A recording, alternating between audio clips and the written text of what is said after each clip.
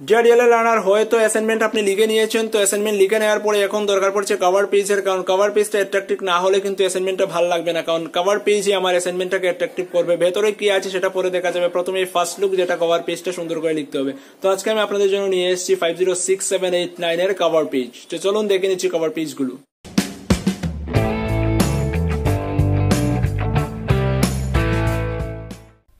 নিশ্চয়ই অনেকে অ্যাসাইনমেন্টগুলো লিখে নিয়েছেন, তো অ্যাসাইনমেন্ট লিখে নিয়েছেন, সাবমিট করার ডেট চলে আসছে, তো সাবমিট করে দেবেন। তবে হ্যাঁ, আমি যেটা বলতে চাই সেটা হচ্ছে গিয়ে ফার্স্ট লুকটা যেন অ্যাসাইনমেন্টের দেখতে খুবই সুন্দর হয়, অর্থাৎ ফার্স্ট লুক বলতে যেটা বোঝাতে চাইছি কভার পেজের কথা। তো প্রথম কি আমি অ্যাসাইনমেন্টের ভেতরে কী থাকলো না থাকলো সেটা হচ্ছে পরের কথা, অবশ্যই আমরা ভালো কিছু লিখব, তবে হ্যাঁ প্রথম দেখাতেই কিন্তু আকর্ষণীয় হতে হবে। তো আকর্ষণীয় করতে গেলে কি আমার কভার পেজটাকে সুন্দর করে ডিজাইন করতে হবে।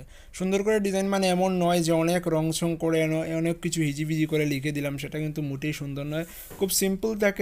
খুব সিম্পল থাকবে এবং অ্যাসাইনমেন্টের যে ফরম্যাটগুলো দেওয়া আছে ফরম্যাট মেনটেন করে আমি কভার পেজ ডিজাইন করব, তাহলেই আমার অ্যাসাইনমেন্টটা খুব সুন্দর হবে। আর ফার্স্ট লুক যদি ভালো হয় তাহলে অনায়াসে আমি একটু বেশি মার্ক পাবো, সেটা আমরা আশা করতেই পারি। তো কিছু ভালো ফার্স্ট লুকের ছবি আমি দিয়ে দিচ্ছি, বা অ্যাসাইনমেন্ট কভার পেজের কিছু ছবি দিয়ে দিচ্ছি, যদি আপনার প্রয়োজন পড়ে এগুলো প্রিন্ট আউট করে লাগিয়ে দেবেন, তো আমার মনে হয় খুবই অ্যাট্রাকটিভ হবে আপনার অ্যাসাইনমেন্টটা।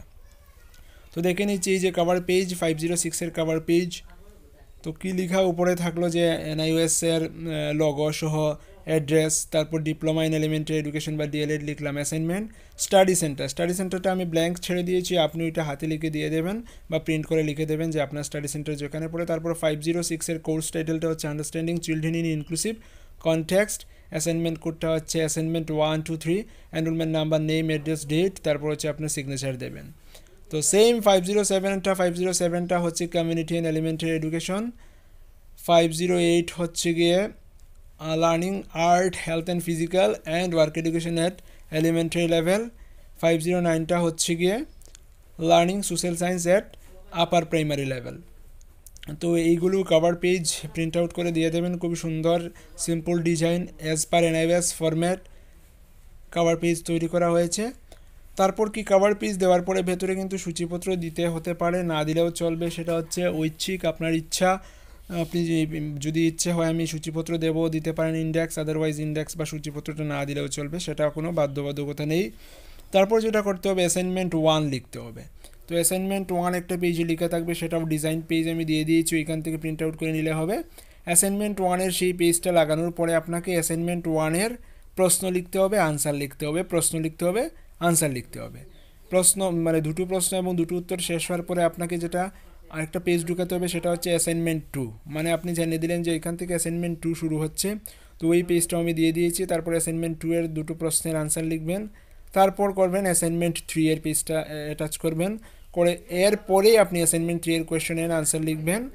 অতঃপর সব শেষে এই পেজটা ব্ল্যাঙ্ক পেজ না ছেড়ে একটা পেজ লাগাবেন, যেখানে রাষ্ট্রীয় মুক্ত বিদ্যালয় শিক্ষা সংস্থান বা ন্যাশনাল ইনস্টিটিউট অফ স্কুলিংয়ের লগো সহ নাম থাকবে, শেষ। এই হলো আপনার অ্যাসাইনমেন্ট।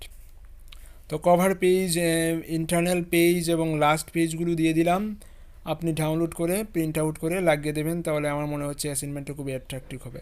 তবে হ্যাঁ, এটাই যে দিতে হবে এমন কোনো কথা নেই, আপনি যদি অন্য কোনো ডিজাইন করেন, অন্য কোনো ডিজাইন নিয়ে থাকেন বা নিজে থেকে সুন্দর করে তৈরি করতে পারেন, ইটস ওকে। তো যাদের কাছে অনেক ধরনের যেমন কম্পিউটার ফেসিলিটি নেই, করতে পারবেন না, তাদের জন্য আমি এটা সাপ্লাই করলাম। আপনারা অবশ্যই প্রিন্ট আউট করে অ্যাটাচ করে দেবেন, তাহলে খুব সুন্দর একটা ফ্রন্ট ভিউ আপনি পাবেন অ্যাসাইনমেন্টের।